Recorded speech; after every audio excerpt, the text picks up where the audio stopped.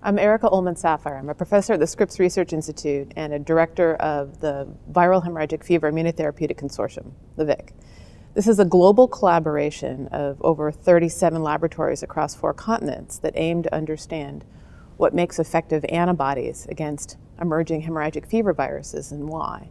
And so we're combining basic research and translational research to gather a very broad pool of antibodies from across the globe, some human, some mouse, some from recent survivors, and understand which ones work and why. So we're doing a variety of in vitro, in vivo, structural, and biochemistry assays to come up with the most effective therapeutic cocktails we can and the research answers.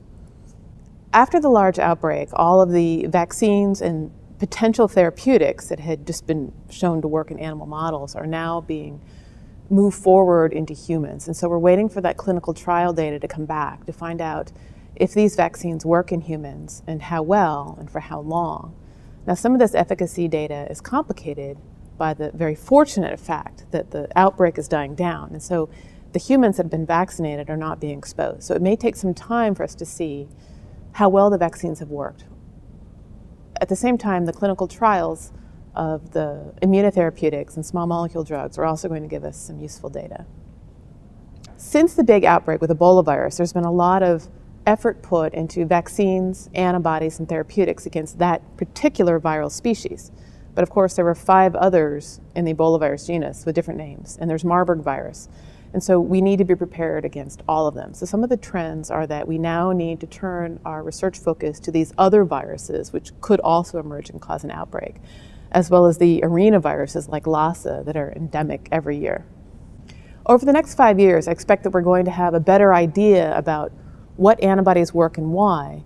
And if you want the same kind of antibody elicited before exposure, like from a vaccine, as you would post-exposure, like a post-exposure therapeutic. And we're going to be understanding the immune effector functions that make these effective.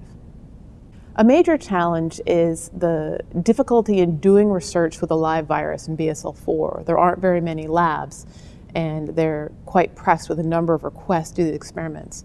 Another challenge is in understanding what is the right animal model for human efficacy.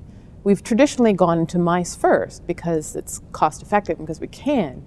But we're seeing some evidence now that mice may not be as predictive as one would hope for primate efficacy, whether human or non-human.